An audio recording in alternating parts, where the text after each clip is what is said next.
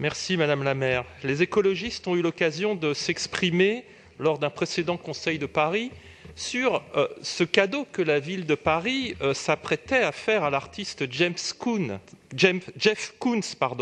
En effet, compte tenu des exigences initiales de celui-ci, en termes d'entretien, de peinture anti-tag et surtout de protection de l'œuvre, ce bouquet de tulipes colorées apparaît bien comme un cadeau que la ville s'apprêtait à faire à l'artiste et non l'inverse.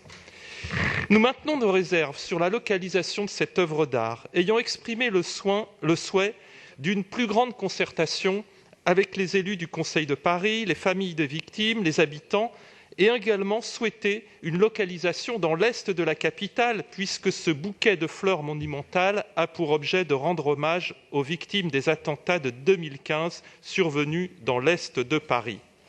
Pour rappel, les familles des victimes des attentats ont souhaité qu'un autre projet mémorial voie le jour. Néanmoins, les écologistes se satisferaient d'une modification de la Convention et notamment que l'artiste renonce aux droits liés à l'exploitation commerciale de l'œuvre sans limite dans le temps, puisque la ville de Paris s'engage pour la Convention pour une durée de 15 ans seulement. Et la ville de Paris ait pu convaincre l'artiste d'accepter que 80% des recettes liées à la commercialisation des produits dérivés soient allouées aux associations d'aide aux victimes, tandis que 20% seraient attribués à la ville de Paris pour sa participation à l'entretien du monument.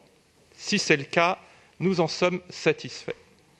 Pour rappel, Jeff Koons a récemment établi un nouveau record pour un artiste contemporain vivant, puisque le 15 mai dernier, lors de la vente aux enchères organisée par la maison Christie's à New York, l'une de ses œuvres, une sculpture intitulée « Rabbit », a été attribuée pour la somme de plus de 80 millions d'euros.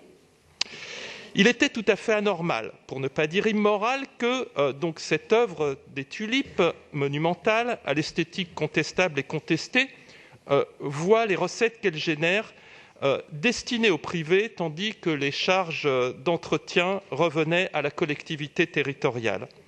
Les amendements des écologistes ayant été intégrés à la Convention par l'exécutif, et nous tenons à en remercier Christophe Girard d'avoir su convaincre Jeff Koons et les ayants droit, nous ne nous opposerons donc pas au vote de cette délibération. Nous vous remercions.